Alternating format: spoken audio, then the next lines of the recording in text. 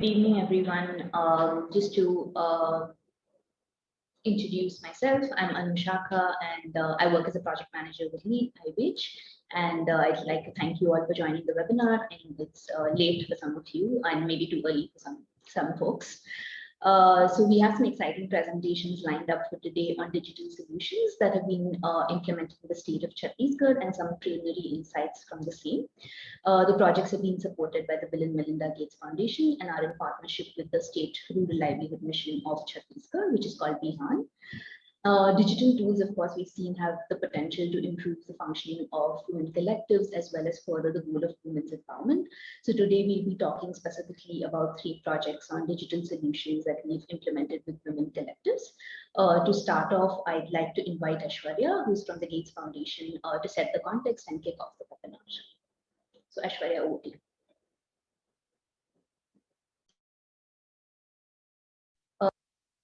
Aishwarya. Hi, everybody. Very nice to be on this webinar, and many thanks to the lead IWWAGE ePod teams for organizing and agreeing to sort of participate in this discussion. So I wanted to provide just a little bit of background before we dive into the details of this project. So this is a partnership that Yamini Atmavilas, who's on the call, had initiated a couple of years ago. And it was focused on this unique context in the state of Chhattisgarh. I think one way to think about it is it was a big push state, and so we were taking a deep dive to understand what happened. Soon after, I think a number of these evaluations got started, and you'll hear the details about 3 of these projects that are all happening simultaneously in the state of Chhattisgarh, even though they take quite different approaches to understanding the interaction between women from marginalized backgrounds who are participating in collectives in the SHG platform and program, and how digital tools, services, and platforms can in turn enable their work aspirations and social networks. And so just to sort of situate Chhattisgarh, this, as you can see on the map, it's the eastern kind of arm that used to be part of Madhya Pradesh, but is its own state, population of around 29 million. Something to remember is there are about 150,000 SHGs that are part of the State Rural Livelihood Mission, and so about 1.5 million SHG self-help group members. And from another evaluation, a multi-state evaluation that ran its end-line data collection probably, I think in 2018, 2019, it's a high functioning state in terms of the self-help group. So about 91% of the self-help groups reported being functional about 3 years after, an average age of about 3 years. And about half of the members who were sampled at Endline were from SEST group. So it is a bit more disproportional towards those who are traditionally marginalized. And so around, I believe in 2018, the state government introduced a program to distribute 5 million smartphones targeting women. And this was both students as well as women from below poverty line households. And they also simultaneously did a big push in terms of improving phone infrastructure through the construction of, I think the target was 1,500 cell phone towers in non-urban areas. And so in terms of actual implementation, about 3 million of these smartphones ended up being distributed, and about 1,000 cell phone towers were installed. But then the project halted because there was a change in government. And so that was where things were left off. But it still provides a unique context to think about what happens then to these to this big improvement in access to smartphones in an area which might otherwise have increased its connectivity maybe more slowly or marginally for marginalized women. And so we have a number of these evaluations that are riding on top of this background of smartphone distribution. And you'll hear a number of insights across all 3 speakers about what's working and what's not. One of the interesting pieces to keep in mind is that there's some indication that improving the access, certainly, as we've seen in other projects, also may have some limitations when it comes to usage ultimately, because there are points of leakage. There are other structural and normative barriers at play in terms of how women utilize technology for their own ends. And so some of these themes will also emerge in the discussion. But very much invite everyone to actively participate. This is kind of a test bed where we're trying to learn as much as we can. That'll inform both other states in India, our national rural livelihood mission partnerships and interaction, as well as the world, because some of these constraints might translate as well. So with that, I will pass on to Aniket, who will kick us off.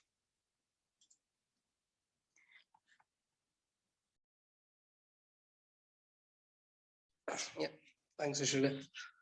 I think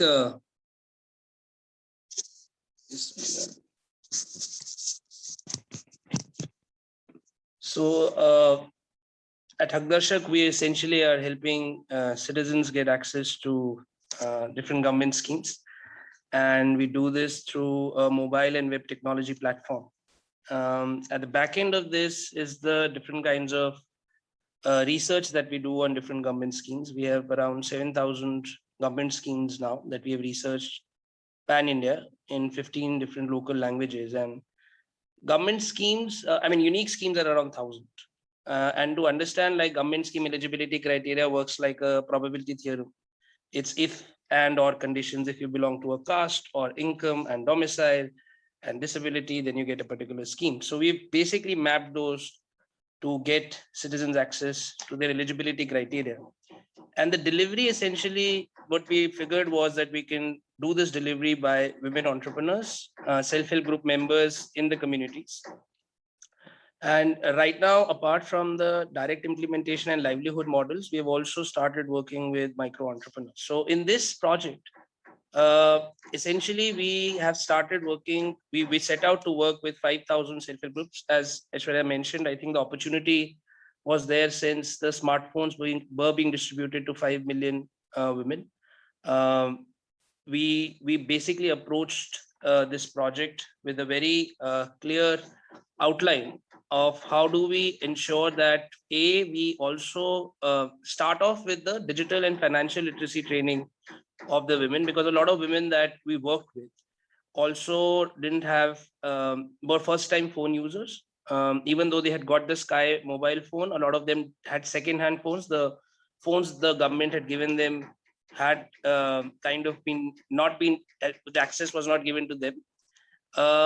So in the project so far, we've trained 5,000 plus women, and the total income they have earned is about 1.4 crores. This is the income that they've charged directly to the citizens for nominal fee for different documents and schemes, and done the handholding last mile applications. We've done now close to 2 lakh applications. The women have done 2 lakh applications. I think with COVID as well, there was a huge pivot that we had to do. We ended up training about 2,000 plus women online during COVID. One of the things that you will observe is that while Haqdarshikas have been, we've trained Haqdarshikas, there has been a considerable drop in the number of women entrepreneurs who have been selected post-assessment, which is primarily done basis quick assessment and their ability and their willingness to work as entrepreneurs. And then also post that, there has been a considerable drop in the post 1 month of actual work on the ground, women who have sustained with us in terms of working on the different applications and schemes. So right now, while we have trained 5,000, our goal is to ensure that we are doing a lot of retrainings and getting the active entrepreneur number back to 3,000 plus. We've covered 15 districts and 42 blocks right now. And like I mentioned, that I think the current focus, just today, Raipur has been again, there's been a lockdown for 10 days announced, and Chhattisgarh is being declared as a hotspot. So there are going to be challenges right now again for the next quarter, as we foresee, but we've had experience in the last year during COVID to do online trainings, and I think we'll have to go back to doing refresher trainings again for the women who have shown interest but have dropped out. Yeah. So the fee that women entrepreneurs have collected. So this whole model solves two purposes. One is citizens getting access to information, most importantly, and then the last mile handholding for applications, as we have seen, government schemes, documentation, which is critical. One of the reasons why even during COVID, we had so many people going back, the migrants going back to their houses, people starving literally, was because of lack of documentation, ration cards, etc. But at the same time, this is a self-sustainable model where the women are able to also collect all the income through charging the citizens directly. It's not been easy.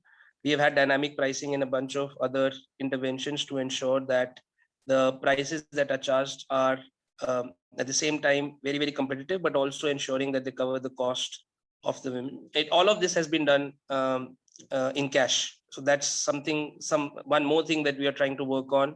How can we build incentives into the model where we can get digital payments? Because we do believe that by making the whole process cashless, we'll be able to close in a lot of leakages and kind of map a lot more income that the women are actually earning on the ground. Everything right now is collected directly by cash, because the payments are 50 to 100 rupees. And the utilization, and this is based on very sample 87 women that we had as a sample surveyed, and a lot of them have used this income to contribute to household expenses, school fees, but also few of them have purchased their own two-wheelers and investment in common citizen service centers, where they have also opened CSCs, which are government centers for different documentation and schemes. Again, this is a small sample size. But indicatively, we have seen that women who are consistently earning 2,000 to 3,000 rupees a month have saved majority of the income and invested in these places. Yeah. Overall at Haqdarshak, we've even through COVID, we've been able to increase our per month applications. It took us 5 years to reach about 1 million applications, and I think last year we were able to do 1 lakh applications consistently through the year. This year we are aiming with the increased network to do 1 million applications again. And like I mentioned, focusing a lot on documentation, government schemes like Narega, but also on micro entrepreneur schemes. And for that, we've also been working on incrementally on the learnings that we've got from the Chhattisgarh project, in terms of, we've just recently also opened a Yojana Kendra in Chhattisgarh and few other places, which could be a hub model, a training place for women, because one of our clear observations last year during COVID of online trainings has been that in-person trainings are much more effective, because more than the facilitator, the women tend to learn through peers, through examples. So I think a physical center is a must in different blocks and regions. And I think to scale this model and other models, we have to push a hub and spoke kind of an approach. And that's something we'll be working on this year as well.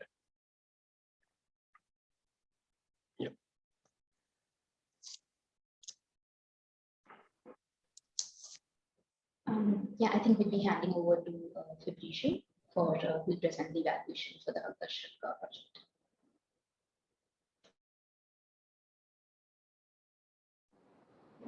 Thank you, Anushaka. Thank you, Aniket. So my name is Fabrizio. I'm the head of the financial inclusion team at LEAD at Krea University. And I'm going to present some early insight from our evaluation of the Haqdarshak model in Chhattisgarh. I think that Aniket's presentation made it very clear that the work that is being implemented in Chhattisgarh with SRLM on the issue of on the implementation of this Haqdarshak model is extremely ambitious, and has a very large scale, which is one of the reasons why we decided to undertake this comprehensive evaluation. So in the next 15, maybe 20 minutes, I will go present the research design very briefly, just to situate the work that we're conducting in Chhattisgarh, and present some early insights from this work. So the reason why I said comprehensive evaluation is, as well as additional training requirements that Haqdarshak might need. And then we go into the implementation phase. So the actual usage of the app, the integration of the model within the existing touch points and the existing systems for social protection, obviously, because Haqdarshikas are just one cog in the wheels, if you wish, in the delivery of social protection at the last mile. And also we're looking at how they interact themselves with they interact with SHGs, SHG members, and their communities and the SHG networks as a whole. Then moving on to the impact side of the question, we're looking at both impact on the agents themselves, so in terms of socioeconomic empowerment, as well as changes in the uptake of social protection among SHG members and the communities that Haqdarshikas support. So the reason why we use the word change rather than increase or improvement is quite deliberate, because we assume that the way Haqdarshikas could facilitate access to social protection is not only by improving the number or increasing the number of applications, but is also through improving the application process. That is, making it simpler, making it cheaper, making it more straightforward and approachable to citizens themselves. So we look at that as well. And as you see, there are a few symbols on this slide.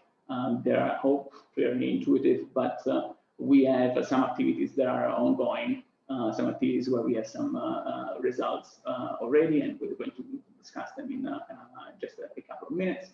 And finally, we have some activities that are still in the pipeline that will roll out throughout the year. So just in terms of presenting some data sources, so where does the information come from that I'm going to present in the next few slides? We are conducting, obviously, an evaluation that is a mixed methods evaluation. So we have quantitative interviews, qualitative surveys, qualitative interviews, and we're also looking at administrative data that is coming from the Haqdarshak app itself, which is very rich. We have some surveys that we conducted in 2020 with a large number of Haqdarshikas, 400, that were part of the training batches that were concluded before the lockdown, and this is where most of the information I'm going to present is going to come from, as well the participants to the online trainings. This was done around October last year, so when we were just rolling out the online trainings themselves, as well as some qualitative surveys, and we're also going to draw some insights from the baseline survey that is ongoing in Chhattisgarh with both Haqdarshikas and citizens. Again, the survey itself is ongoing, so it's very preliminary, but there are some interesting insights that I think are already emerging from the model itself. So I hope the research design is clear enough in broad strokes, but let's move on to the interesting part of the presentation, that is the insights, the results that we are obtaining. So first of all, we'll start by looking at Haqdarshikas themselves, who they are, how the selection process it works, what is the motivation, usage of the application itself, what are the top schemes and documents that are processed by the Haqdarshikas, and then we are going to look a little bit into earnings and dropouts. So who are the Haqdarshikas? So they are young, between the age of 21 and 30. They are fairly educated. Most of all of them, the vast majority of them has a basic level of education.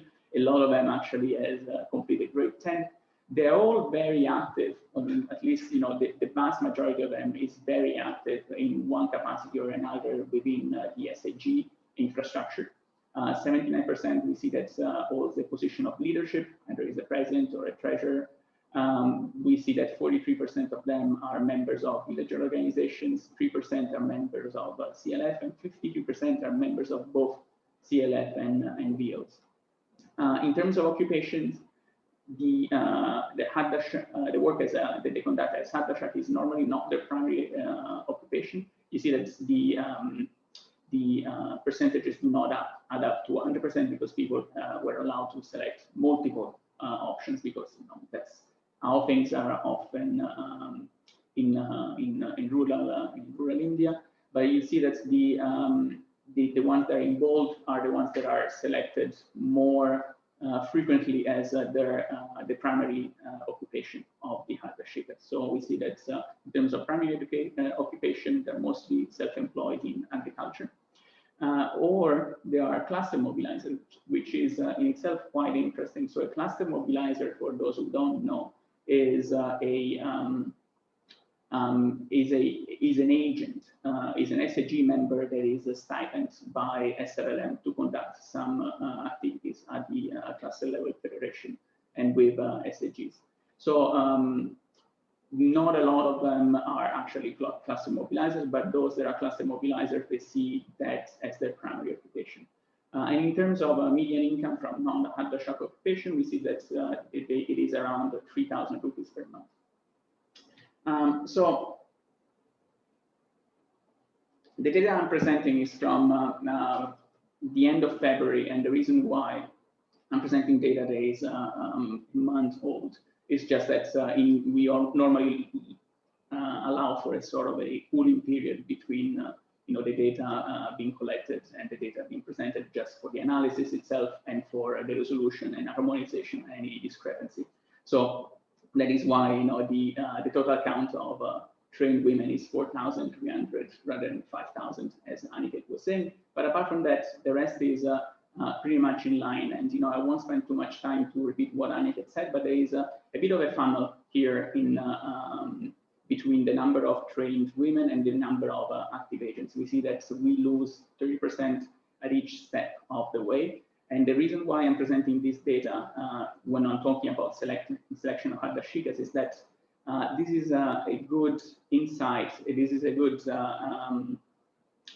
smoking gun to suggesting that the selection of agents is a very crucial step, because if you look at the reasons why some Haqdarshikas or potential Haqdarshikas or training participants even never started to work as Haqdarshikas or ended up dropping out, are related to issues that arguably would have been avoided if the model was presented clearly to the training participants before the training itself. So lack of time, not being interested in the program, mobility issues, these are all things that should have been, could have been made clear to training participants before attending the training. But as you can imagine, there is a bit of a mismatch of incentives when it comes to identifying the training participants, because as I said earlier, the participants are identified by SRLM staff at the block level that receives a request to identify, let's say, X participants to a training from the district level that receives the same request from the state level. So they're all briefed about the project and about the requirements of the requirements that are expected from the agents. But in terms of selecting the agents themselves, they tend to take the path of least resistance. So again, as a potential lesson learned from this model, from the implementation of this project, I would say that retaining control of agent selection is rather important for such a solution. Digital solution or not, the human element is very important. But then moving on to the digital solution itself, one thing that we found that is particularly interesting, I think, is that, and this is a lesson learned that can be applied to digital solutions very broadly, is that any digital solutions needs to provide to its users sustained value over time. We see that the main value of the Haqdarshak app is a terrific, incredible access to information about schemes and eligibility and so on and so forth. But we also see that after a while, Haqdarshikas become familiar with the schemes themselves and the processes for the application, so they don't need to consult the app anymore, which means that, and we see that they don't independently learn about new schemes and new documents. We see it because most of the top 10 schemes are always the same across training batches and across time. So what happens is that they stop using the app because there is no new value from using the app. They process applications offline, so they become ghost Haqdarshaks. And in our survey, we found that 30% of the agents that we expected to be inactive. So remember that slide, the table before. 38% of the agents that we expected to be inactive were actually working as Haqdarshaks, but offline without registering their application on the app, which obviously is a bit of a lost opportunity in terms of showcasing results. But it's also a risk because we don't know how much they're charging to the citizens. They're using the name of Haqdarshak and without proper monitoring and support. So we have some suggestions on how to improve usability of, well, how to increase value over time of the app. There could be some simple behavioral nudges with notifications and links to material to learn about new schemes, as well as increasing the value proposition of the app over time. So with economic incentives based on number of applications recorded, prizes, possibly a gamification of the app itself. But these are all things that the Haqdarshak team is looking to, and we are discussing with for potential improvement on the app itself.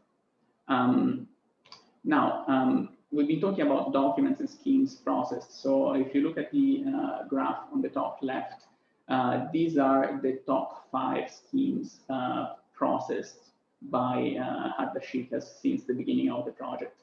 So we see that a lot of them are around insurance, life insurance, accident insurance, health insurance, which is a very good result because we all know that access to insurance, especially among women in rural areas, is quite low, and most of the citizens, most of the quote-unquote clients of Haqdarshaks are actually women.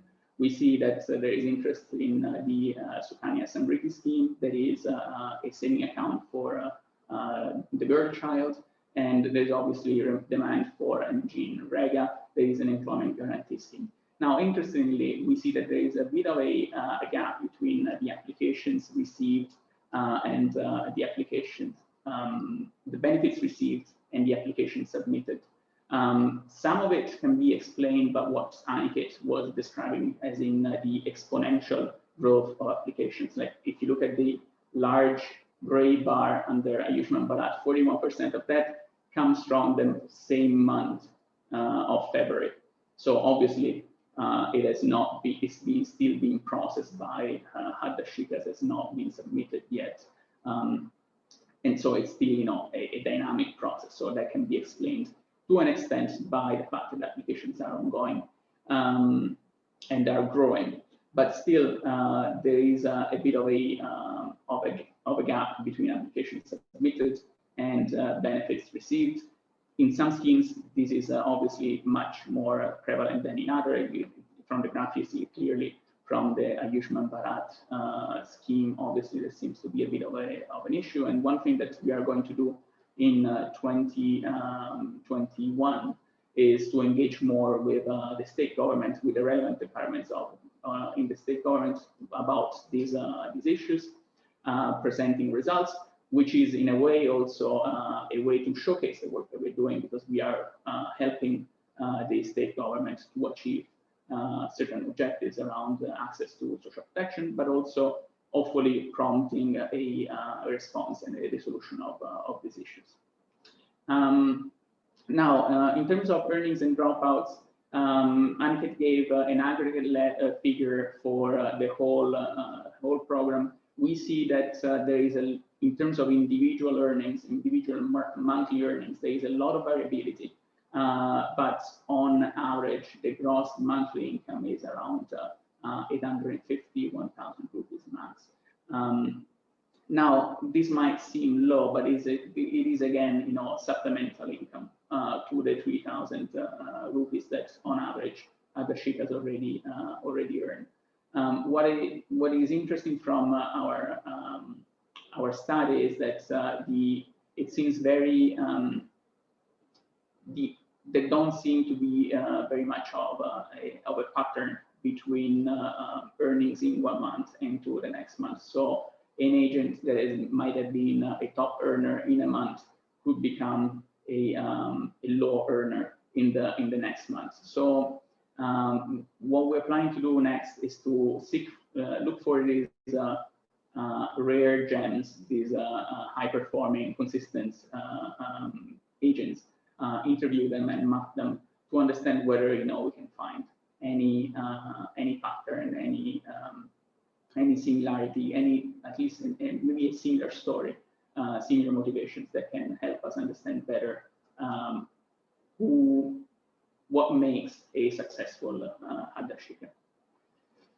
Okay, the next one is my last slide, and then I'll stop. I think that I'm right on the mark. In terms of dropouts, I wanted to show the story of a cohort. These are Haqdarshaks have been trained in August 2019. So obviously, in August 2019, they're all active, and then we see that there is a steady decline for 4 months in terms of active Haqdarshaks, sort of a filtering. And then that stabilizes. That number stabilizes over time. We see this, replicated over each cohort of each batch of trainings. Now we see that there is a spike in June 2020. This is because we introduced a small stipend for Haqdarshaks during the right after the lockdown to incentivize them to rejoin the program. This was temporary, like just 3 months of a fixed stipend that they received. And also because we asked them not to charge fees for COVID-sensitive schemes for that time. So obviously that needed to be compensated somehow. But it's interesting because we see that after that bump from the introduction of the stipend, there seems to be a long-term effect, at least until the end of February, of increased participation in the model. Obviously, though, there are some serious concerns about the scalability of such a solution, the introduction of a stipend in the long term. So there is a lot of material. I hope that what I covered this morning or tonight has been interesting and exhaustive to the greatest extent. I'm looking forward to the conversation and the Q&A in the next part of the webinar. But at the top left, that's my email address in case you want the slides. I'm happy to share with them. I'm happy to share them, and obviously get in touch with any questions or comments. So thanks everybody. Thanks again. So I'll pass the baton to Charity. Thank you very much. Great, thank you, Fabrizio. That was very interesting. Our team is working in Bihar on recruiting and training bank sakis. So I think a lot of the things that you spoke about with the Haqdarshakas are things that we're finding in Bihar as well. Thank you everyone for your time and for inviting us to present here. My name is Charity Troyer-Moore, and I am the Director for South Asia Economics Research at Yale University at the Macmillan Center. And I have just a short amount of time, but I'd like to tell you about 3 things.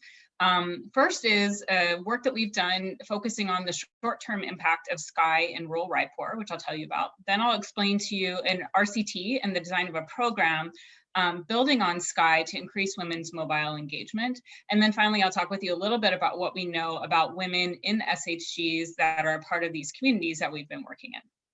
So Aishwarya laid out Project SKY really nicely. So I think you have a sense of, the government distributed all these smartphones to women. And a key question that we have related to, the smartphone program, of course, is does access to these phones actually lead to use? So obviously SKY kind of removes the economic constraints to households, providing a phone to women in those households. But there are a lot of other constraints, and I think some other people kind of mentioned this in some of the comments.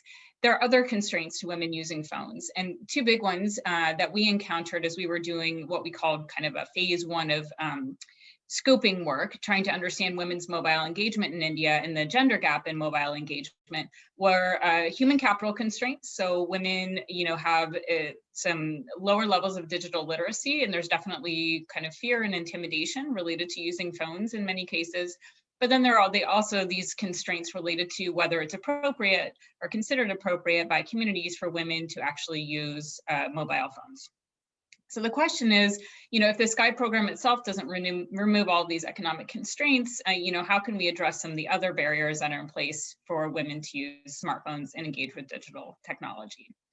So to give you a sense of what we were able to do to focus on evaluating the short-term impact of Project SKY, we've been working in rural Raipur. So our steady GPs are the ones that are marked in the darker blue on this map of the district. And we were fortunate enough to be able to run a baseline survey for our randomized control trial that we built on top of the SKY program prior to SKY phones being distributed in some places. So we were working across 212 GPs and surveyed a little bit over 3,000 individuals. So approximately 1,700 of these were SKY beneficiaries, so BPL women, and then their husbands as well across these 4 different blocks. And in this survey we focused on women's phone use and the normative or norms related environment around women's use of mobile phones, and then the short run impact of the SKY program. And the way that we were actually able to estimate the impact of the SKY program is that we randomized the timing of our survey, knowing when SKY was going to be moving into these different rural communities. So SKY phones were not distributed everywhere. They were only distributed in select communities that had kind of met a population threshold for the Gram Panchayat. So we randomly selected some of the villages that we were working in to be surveyed before the phones were distributed, and then others after the phones were distributed. So when we talk about the impact of the SKY program right here, we're talking about literally 1, 2, 3, 4, possibly 5 weeks after phones were distributed. And what we're doing is we're comparing kind of mean outcomes in these communities where SKY phones had been distributed with those where SKY phones had not yet been distributed. So, we have to draw some strong assumptions here. And essentially we're saying that the only difference between these communities and the timing of the survey that we conducted was the SKY program.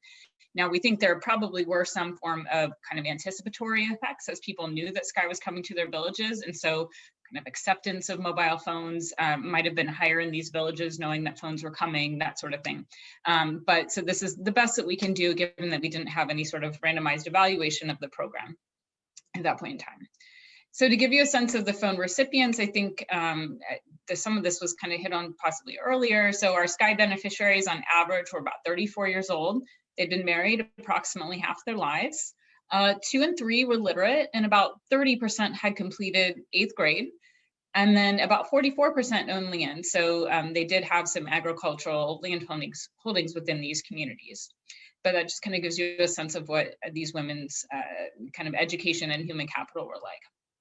So when we think about SKY and these short-term changes in digital engagement, we see a few different things. First is that when we compare these communities where SKY phones had been distributed, women to those before where phones had not yet been distributed, women were 56 percentage points more likely to report that they actually owned a smartphone in these communities where the phones were distributed. So this is great. This means that, we think that the phones were actually going to women, at least initially, and women knew that they were phones intended for them. But when we actually start, but I should say, I think we would hope this is even higher than 56% because all these women were presumably, beneficiaries of the SKY phone. So it should have been higher than that. Beyond this, though, when we actually start looking at women's what we call basic phone use, which would be like making or receiving calls, receiving the SMS, that sort of thing, and their advanced phone use, which would be things like WhatsApping people, searching online, creating videos, that sort of thing. These phone use, kind of these measures of phone engagement increased by just 3 and 4 percentage points for women after the SKY phones were distributed in their households. So this is actually not a huge increase in their engagement overall with mobile phones. And when we actually look at men's engagement with mobile phones, we see that their use also increased after Sky phones were distributed, but by double what women's phone use increased by. So the interesting thing here is, even though these Sky smartphones were intended to be distributed to women in these households, we see that the gender gap in actual phone usage increased after the phones were distributed. So I think this speaks to these constraints related to digital literacy and related to the norms environment around women using mobile phones. And the other thing that we see, and I'll show you this in a figure in the next slide, is that individuals' views on whether it was appropriate for women to use phones did relax, they liberalized, but primarily in a supervised setting. So what I mean by that is we asked essentially 4 questions to women and men in the baseline survey, and we said, do you think it's generally appropriate or inappropriate for women to use mobile phones? And then we varied the question based on the marital status of the woman. So we asked for married and unmarried women, and whether she was being supervised during her time using the phone. So we said, do you think it's appropriate for unmarried women to use a phone unsupervised? Do you think it's appropriate for unmarried women to use a phone in a supervised setting, and so on for married women? And what we see is that, first of all, the views on appropriate phone use really do vary a lot by both this marital status and the supervision status as well. And this was not a surprise for us. The reason we asked this question is because this came out in lots of qualitative work that we had done across India, where people said, women can use phones, but someone needs to be watching her to make sure she's not doing anything she shouldn't be doing.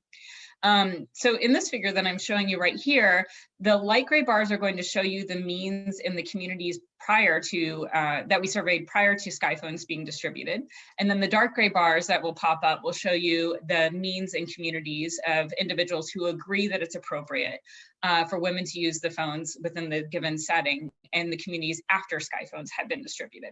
So the first thing to note here is that for women who or the variation in supervisory status is really important to people in terms of acceptance of women's phone use. So when we look at unmarried women, fewer than 20% of individual respondents to the survey agreed that it was appropriate for unmarried women to use a phone without supervision, but this went up to nearly 60% when we talked about in a supervised setting. Now, married women's phone use is a little bit more, people tend to have more lenient views, but not by a huge amount. For married women, just over 1 in 5 thought it was appropriate for married women to use a phone without any sort of supervision, and then 4 in 5 thought it was fine if she were supervised. Now we start looking at the means in the communities after Sky phones have been distributed. We see that there's this little uptick, but it's quite small among the unmarried no supervision group, but a larger uptick among the supervised setting. So these views essentially relaxed, particularly in the supervised setting. We see this the same thing among the married women as well. So these views did relax overall. But there's still a lot of barriers to women using phones. And I think, one upshot that I don't show here is that we also asked about men's and women's phone use. And men were more likely, after the phones were distributed, to think that they had more uses for a phone than a woman did. But women did not agree with that statement. So it seems like there are things that are moving as these smartphones are being distributed that are more than just economic constraints and would be relevant to tackle in terms of actually encouraging women to use phones.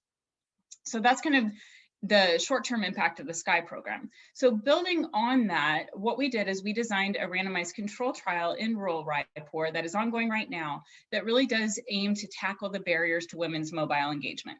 So we saw kind of several key barriers, and these are ones I've already mentioned. The first relates to digital literacy. So what we did is in our randomized control trial, we randomized a digital literacy training that was group-based and that we rolled out in 180 villages across the rural Raipur district. And that was out of 212 villages as well.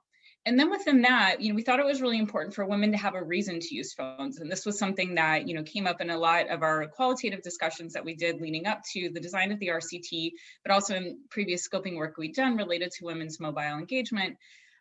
Where families would say it's fine if a woman uses a phone if she has a reason to do it, and if she's married in particular, that reason really needs to be something that's acceptable for the family. So she should be looking after the family or somehow fulfilling this role of her as a mother or a caretaker within the household. So what we decided to do is, rather than kind of challenge this norm and say women should be able to use smartphones and they should be able to use it in whatever ways they want, we came in with what I would say is a little bit more indirect approach, and we built a program that's called More Awaz.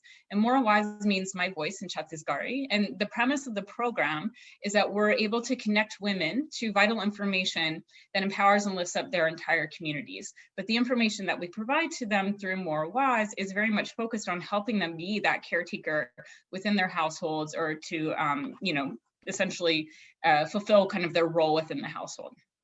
So the way that the program works, and this is some of the material you can see on the right-hand side, is we send weekly what we call push calls to women. So these calls are essentially entertaining calls where we have two characters talking about, something like health or access to government programs or nutrition, anemia, these types of things. And the women can listen to the calls when we call them. And then we also conduct regular, what we call poll calls, which are essentially phone surveys of women. And we started doing this actually before COVID hit, which was great because now we can do everything remotely and we can continue the program.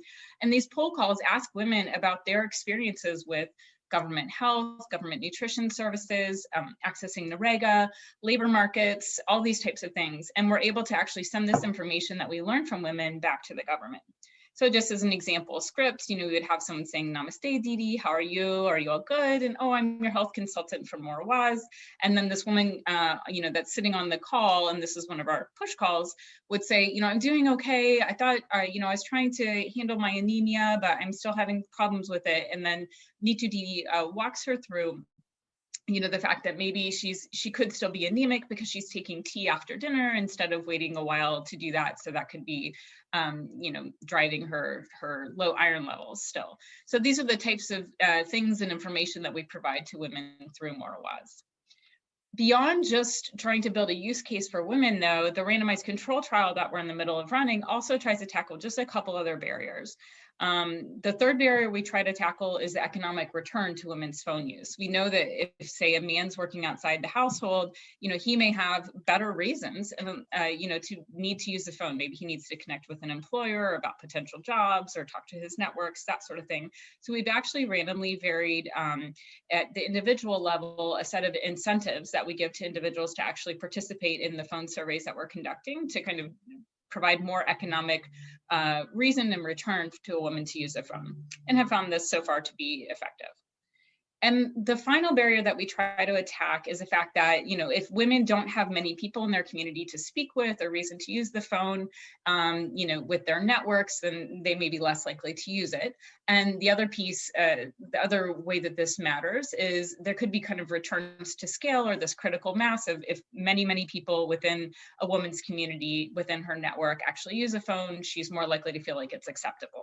So in this case, we randomly vary what we call the saturation of the intervention within different communities. So in some communities, we just enroll a handful of women. In other communities, we enroll something like 40, 50, 60 women in the program.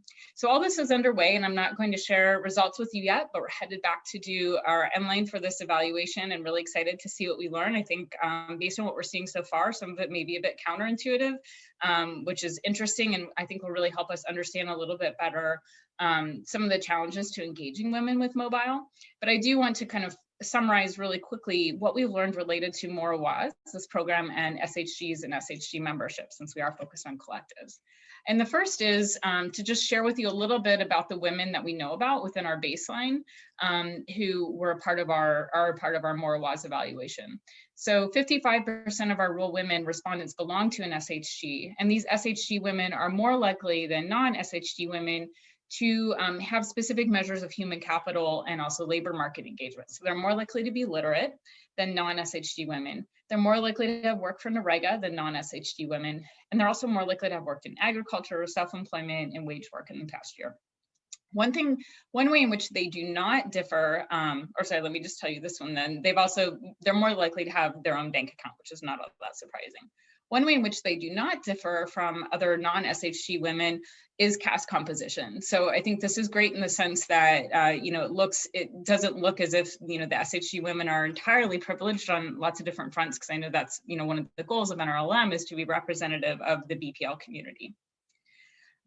Beyond this, even before we ran our randomized evaluation, these women that were in collectives were more likely to have received a SKY phone than women who were not in the SHGs. So this maybe suggests an access issue.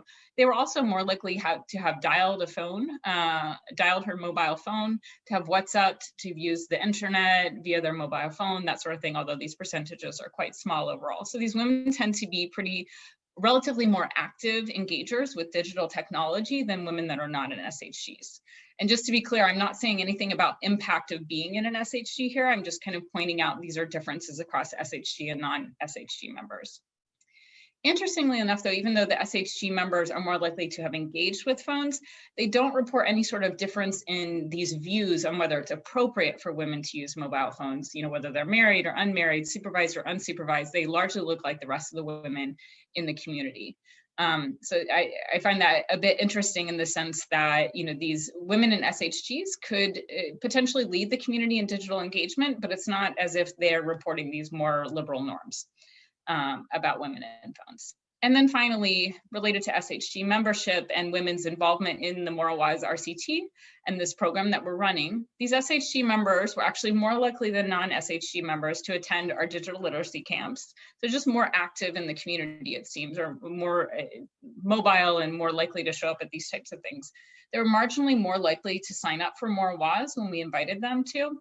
And then even now, we see that they're more likely to pick up the phone when we call them through Moral Wise. And again, this is not any sort of impact of being in an SHG, it's just kind of reporting on selection. And these women finally are more likely to report having heard information from Moral Wise from someone in their village. And I think this speaks to the fact that these SHG members are better networked than the women that are not in SHGs overall. So just kind of putting all this together, in thinking through SHG membership and women's mobile engagement, interestingly enough, and I didn't point this out just due to time limitations, even though these SHG members report higher mobile engagement than non-SHG members, when we ask them about their interactions with individuals, even kind of post-COVID, these women are more likely to say, overwhelmingly so, that their interactions with others are still in person. I think this is not surprising. We know in-person interactions are extremely important, and they remain kind of crucial means through which they connect with others. And in terms of kind of thinking through takeaways, these SHG members do appear well poised to kind of lead other women in the communities. And I think, the pulling Haqdarshak from SHGs in some ways is very natural. And I think, Javika Bihar is thinking about pulling Sakis straight from SHGs as well. So, and I know that every government solution now involves kind of asking SHG members or telling them to do things, but they are, well poised to kind of lead different initiatives in their communities, at least when comparing on kind of the basic demographics of SHG members versus non-members. And then finally, we're still working on this RCT, as I mentioned, and going to be collecting our online data soon. So it's kind of TBD whether Moral Wise actually affects SHG members' lives in terms of the information they have access to, the work that they do, their networks, all these types of things, even norms and views on women and phones differently than non-members. But that's something that we look forward to being able to do. I think I'll leave it at that. I've gone on long enough, and I will turn it over now to Georgia. Thank you so much, Shirley. And let me, okay, so I'll stop your share screen. And sorry, I think I'm stuck on the share screen. I'll get it. Thank you. Not a problem. So let me see. Okay, can everyone see my slide full screen, right? Hello, yeah? I'm seeing a black screen. Right, not yet.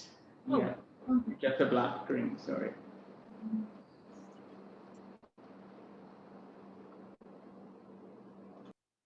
Can everybody see? Fine now. Yes. Okay, perfect.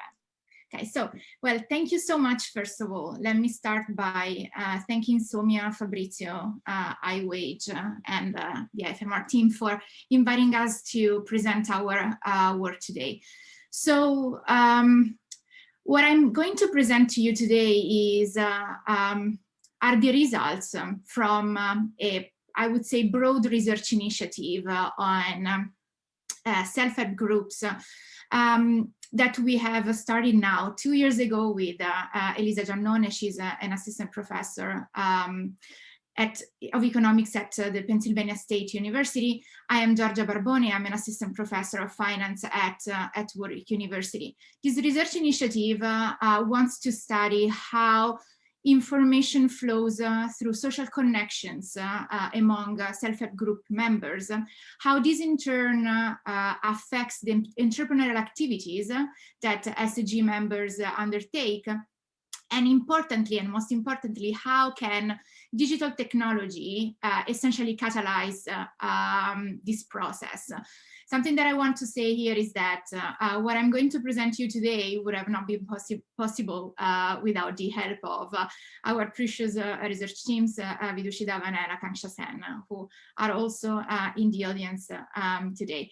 So when I received the invitation to present this our work so far, the title read "What Works." Preliminary insight about what works. Well, I'm not sure I can tell you exactly about what works. Definitely, I can tell you what does not, which I think could be also already a good starting point. So I won't spend much time discussing about what economic collectives, women economic collectives, and self-help groups are. Something that I want to highlight here, because it's kind of a key for my presentation, is the fact that self-help groups really help women disrupt the societal dynamics that affect their mobility and agency. And of course, this relates to all the gender-based norms that Charity has described in her presentation. However, despite all the potential from a theoretical and also an empirical perspective about SHGs providing information to women on a number of dimensions, we have also plenty of evidence that the entrepreneurial activities carried out by SHG members do actually not grow as much as they should. They don't go beyond the subsistence level. So our research initiative really starts from this apparent contradiction. That is, on the one hand, SHG holds a lot of potential. On the other hand, however, women, when are in SHGs and want to become entrepreneurs, they are not getting as much business growth as they should. So the two research questions that motivate this research initiative are essentially, what are the constraints to women's livelihoods growth, and can digital technology be leveraged to promote women's entrepreneurship? So partly because of the COVID pandemic, we have kind of decided to divide this research initiative into two work packages. The first one, and it has been completed recently, and I'm going to present you results about that, but I'm also going to devote the last couple of slides discussing about what's going to be next, and the next step will be the implementation of a randomized control trial, whose core is precisely leveraging digital technologies to promote women's livelihoods. So what we have done for work package one. So work package one has been motivated by the fact that we have extensive evidence that COVID-19 pandemic has heavily affected the activities of SHGs, income-related outcomes, but also women's well-being at large. Hence, we thought that before diving into further research on SHGs, we should have really understood how and whether COVID had an impact on women's lives, on SHG women's lives, and how to take from there to design our next phase. So what I want to mention here is that our sample is slightly different from what Charity has described in her presentation, meaning that we are in Chhattisgarh, we are, however, in the Mahasamund district. And what we have done has been to try to reach out to as many SHG women as possible. Unfortunately, our starting point was slightly different than other intervention, because we were already in the pandemic and we wanted to carry out a survey, a phone-based survey to SHG women. Hence, CGSRLM was kind enough to provide us with a list of SHGs we could reach out to, and we managed to survey 133 women from 133 SHGs in the Mahasamund district. Now, the sample that we have managed to interview, these were pretty long phone surveys, and we have 3 waves of surveys that we have been able to conduct with these women across time. One that was in June, where we asked them questions both regarding the lockdown and the pre-lockdown, how life was before the outbreak of COVID-19. We then interviewed them between August and September, and then we interviewed them again in the late fall. Now, most of these women have prominent roles in their SHGs, so they are like more Haqdarshak, I would say. So 34% of them are president, or we have 1 out of 4 are secretaries, and 1 out of 5 is a bookkeeper. Their SHGs has been operational for about a year, a bit more than a year.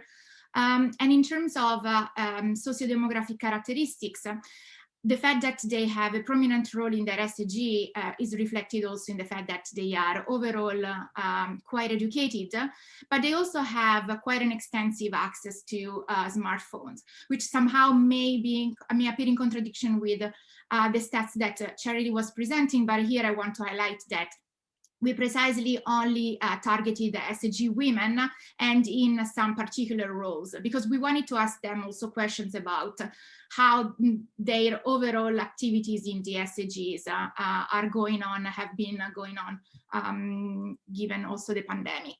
And what we have is that 70% of these women have access to a smartphone, which of course is a pretty high share. And given that we conducted phone surveys, 100% of them had access to a phone in any case, whether they were the owner or not of this phone. But something to keep in mind is that it's not all women in their SHGs to have these phone engagement, because when we ask them more or less how many women in their group have smartphones, well, the stats that we got is that only 16% of women in their group do have actually smartphones. What I'm going to present to you in light of these stats are essentially 4 findings that we got from these phone-based surveys to these women. And then again, I want to move to the second work package that is informed precisely from these findings. So the first finding, not surprisingly, is that household income dropped dramatically during the COVID-19 pandemic. So if you look at the graph here on the figure on the left-hand side, this is essentially the average household income in the pre-lockdown period during the first, and then during the May-June wave when we surveyed these women, and then in August-September when we surveyed them again. Essentially what we are learning from here, and this is the average household income, is that, well, between the pre-lockdown and the immediately lockdown, after lockdown period, there was a sudden drop in household income. It kind of bounced back a little bit, but never at the initial levels, I would say. We also asked them how and whether they were engaging into entrepreneurial work within the SHGs, and not surprisingly, because most of the activities within SHGs had halted during the lockdown, we understood and we gathered evidence that essentially most of the SHGs income generating activities had stopped during the lockdown, which calls for ways to encourage women to undertake more entrepreneurial work now, precisely because most of these activities had been halted. The second finding that we think is worth mentioning is that somehow mirroring the drop in income that we observed during the lockdown, we also observe an increase in mental health issues among these women. These are self-reported measures of depression, which we have seen have gone up in the period immediately after the lockdown. The third finding, and this is quite in line with what Charity was also saying, is that women, and in this case we only have SHGs women in our sample, but women are pretty connected, and these connections stayed despite a disruption in income generating activities, despite a disruption in the meetings of the SHGs, and despite also a worsening of mental health conditions. So from our results, we have seen that 77% of women actually reported having no difficulty in staying in touch with other SHG members. And how did this happen? Well, a lot relied on the phone, but as Charity was saying as well, what we noticed is that a lot of these interactions still happened in person rather than through phones. So we see that 10% of women reported using WhatsApp chats. We were hoping that they could stay in touch using WhatsApp videos, but essentially almost no one reported that among the answers, but more than 1 in 2 women reported making calls to other SHG members to stay in touch. Now, the last aspect that I want to mention here is another finding that we think is important, and it kind of opens up a set of questions, and I would like to have, any feedback here is more than welcome, because we are still in the design phase of the next work package. Is that we asked an extensive set of questions about women's initiative, self-initiative, and creativity. Despite all what we are observing, there is a consistent set of results that is showing that women's creativity increased during the pandemic. So the likelihood to come up with creative ideas, the likelihood to start some new business ideas, at least in theory, has increased. We asked them a lot of questions about that, and all of them speak into the same direction. We are now in the phase of actually analyzing some qualitative data. We collected more than 1,000 minutes of open questions where we asked women to come up with creative solutions to problems in their life. And we have a research analyst that is qualitative analyst that is actually helping us quantifying this qualitative information. And we really want to understand whether this is confirmed. And why we believe this is important? Well, it's important also because what we are observing is that essentially there's a good degree of communication, of quality of communication among women, even though this went down during the lockdown. So what this figure is showing you is that is essentially so on the y-axis you can see an index of communication. We asked the women how they would rate the extent to which they are able to talk, the quality of the communication within their SHG. So what we can see is that during lockdown, the overall quality of communication went down, despite women are still able to talk, despite their creativity level went up. And we want to understand what is behind this communication. Can we, in some sense, help women better communicate? Can we leverage this social connectedness for them to come up with creative ideas in terms of entrepreneurship and improve their business growth? And this is what we are planning to do in our second package. So our second work package will will design a digital business training and will assess the impact of this digital business training on women's livelihoods, entrepreneurship, and empowerment. So the idea is we have already had extensive conversation with the CGSRLM about improving rural SHG women's livelihoods by helping women become entrepreneurs and produce actually soap, and learn these through a specific training module that will be pushed into their smartphones. And why is that the case? Well, because we want really to see the information through the smartphones such that they can not only get inputs from our video, or our material, our content that we are delivering, but also this could be used as a hook for them in some sense to keep communicating with other SHG members about what they are learning about the business training. And hopefully this can have a positive impact on their productivity, income, occupations, and agency, and also on the likelihood that women who have not used smartphones can themselves adopt precisely to be part of this training even more actively. So what this will consist in detail. So we are now in a piloting phase where we want to essentially pilot all the different components of this randomized control trial, but we want to reach out to around 200 village level organizations in the Mahasamund district of Chhattisgarh for a total of around 2,000 SHG women. And we want to test two main things. So as I said, on the one hand, the potential for smartphones to facilitate the dynamics of SHGs in terms of interactions, how they exchange information and how this in turn can have an impact on productivity and agency.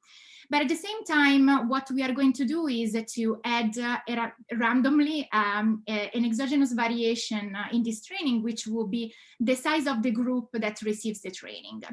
And why it's the case? Well, on the one hand, we want to test theories in economics that suggest that group size has an important is an important aspect in terms of how knowledge and ideas flow.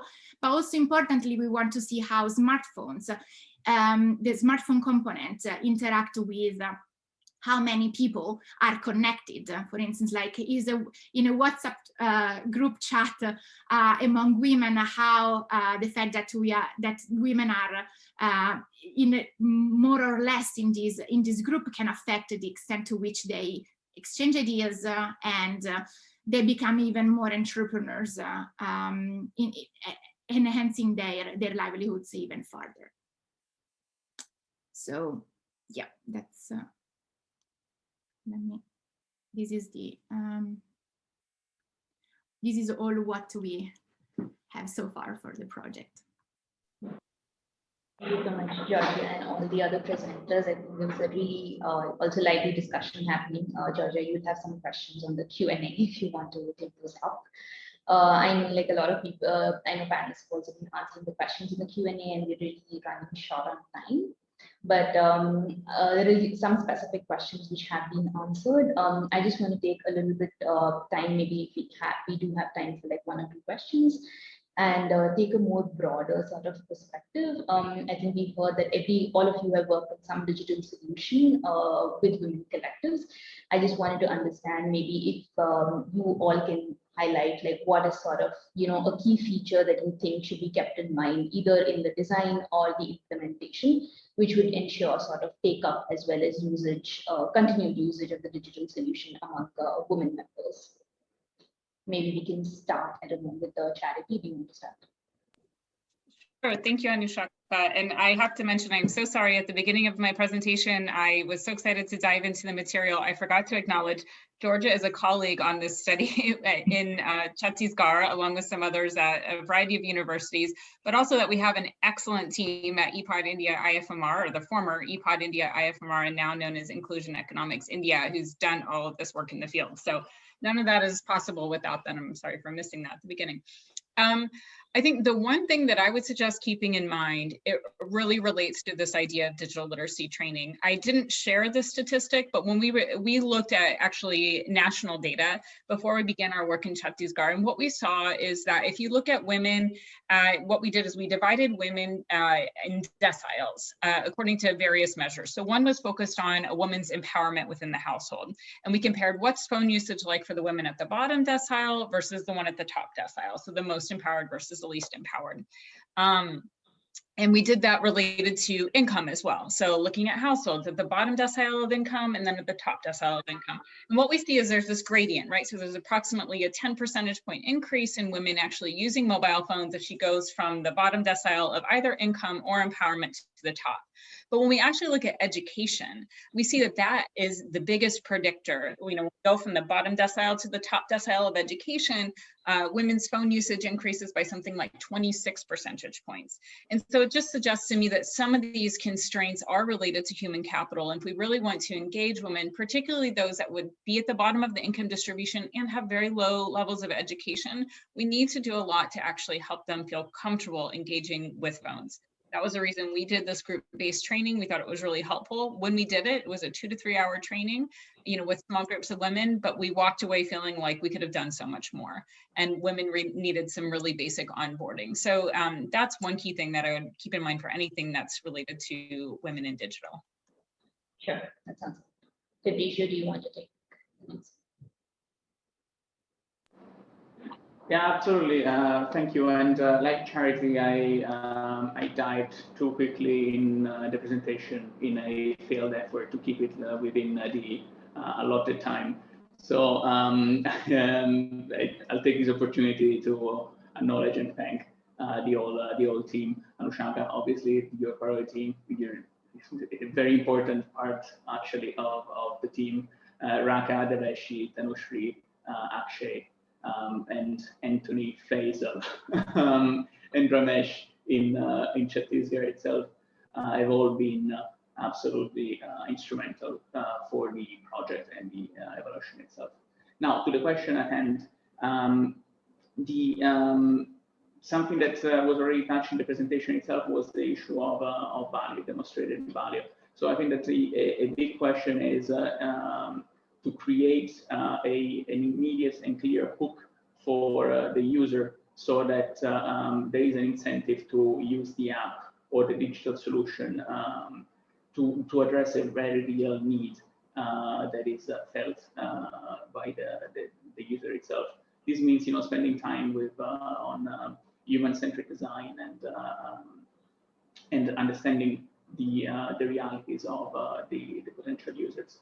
And you'll see, you've seen that the Haqdarshak solution, for example, in Chhattisgarh, targets women that are slightly more empowered than others. This is almost like a feature of the model. We're targeting women that already have access to a smartphone and they're comfortable enough to go through a basic but still somewhat complex application through the post-assessment.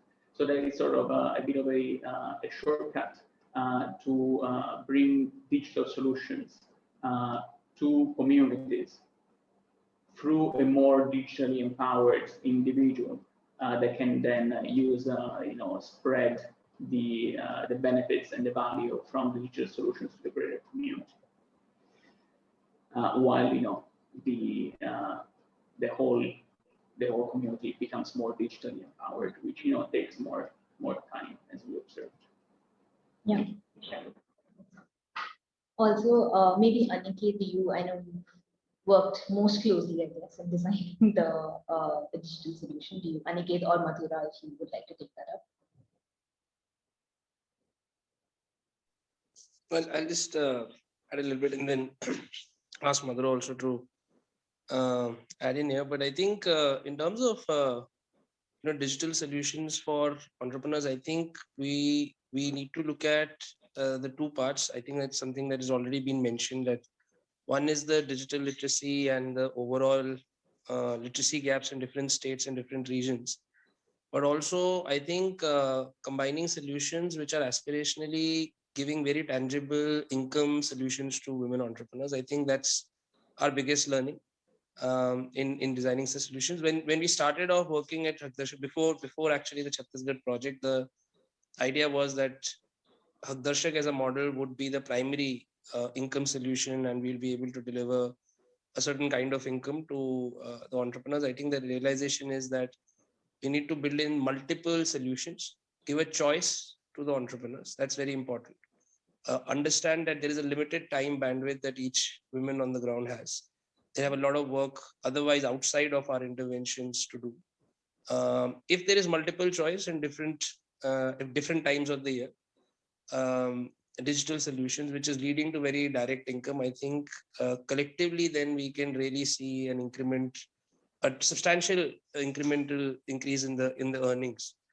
And I think that's where we need to combine, kind of at the training level, and then putting together all these solutions and seeing that, what works where. A combination will always work. One solution leading to income will never probably, and that's been our learning, that Haqdarshak kind of intervention will also be a complementary income solution rather than the primary income solution. So maybe bundling of other solutions you're suggesting to sort of improve the entrepreneurs' earnings. Maybe Georgia, do you want to take that up? You're on mute. Yeah, sorry, no, I wanted to kind of more like highlight a bit also in the point that Fabrizio was making about this diffusion from more prominent roles of women in groups to the others, because I'm also seeing, I'm just taking the opportunity, given I'm mindful of time, that I'm seeing also some questions precisely about that. And I mean, we feel like, I mean, there's a lot of potential for us for in our project for digital technology to be really like the way in which women can approach new business techniques and new skills, and we believe that it will be very beneficial in our case, relying on smartphones for helping women to get, in a sense, exposed to new ideas and to like, like raise curiosity towards how can be additionally done. We have seen this in a number of focus group discussions where younger women, more active leaders were like, oh, I was like just on YouTube and I saw this video about producing a soap, and then I went to the meeting and I told to all the other my other friends, look, this is how we should do, and we want to produce that. And I think that in our project, that's exactly what we would like to mirror through the digital technology, that type of approach where we are kind of helping one, and then hopefully this will spread through the group. And something, sorry, that I forgot to mention in my presentation is the fact that we are going to measure social interactions carefully, and this will be a fundamental component in our study. Mm-hmm. Thank you, Georgia. I know we are running out of time. We did want to invite Soumya to provide some closing remarks. So maybe Soumya, if you would like to. Thanks, Anushaka. And I think it was a really illuminating learning session, learning from all the partners who've been working on these solutions. I think from the Haqdarshak side, I think one thing that I just wanted to highlight was how important this sort of an app has been, particularly in a time like COVID, in reaching entitlements. And I think there's been an interesting pivot in the way we've been seeing the dashboard. Earlier, women would just be approaching them for PAN cards and ration cards and Aadhaar linkages.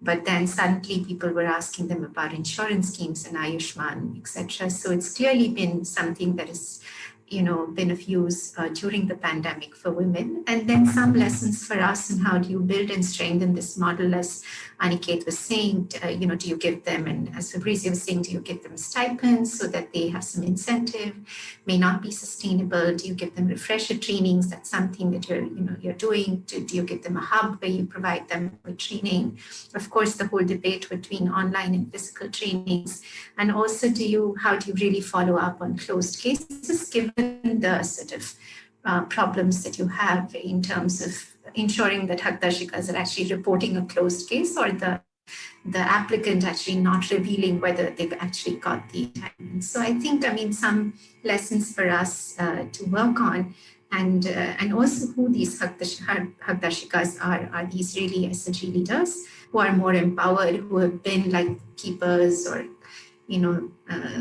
resource persons in the community themselves, who are raising their hands up, and even so, how do you ensure that they keep active? I think really interesting and fascinating findings. Thank you, Charity and Georgia, for the first phase of what's coming out. I think relatively similar findings that we are also seeing, through our work and studies with SHGs. I think what seems to be coming out are these members, because and therefore they have more voice and agency than the non-SHG members. This is something to do with the SHG network in itself, and that might be worth probing more. And I think the other sort of work that IWWAGE also does, the actual physical gender resource center versus a digital solution that say Haqdarshak and others provide, might also be something worth probing, because interestingly, we are seeing that women actually value a physical resource center because they just feel it's much more tangible that they can, but equally, I think the scale that a digital solution can achieve in terms of access is also really valuable. So might be worth comparing, say, a traditional GRC to a digital sort of an app. But I'll stop there, and over to you, Aishwarya, for any final comments.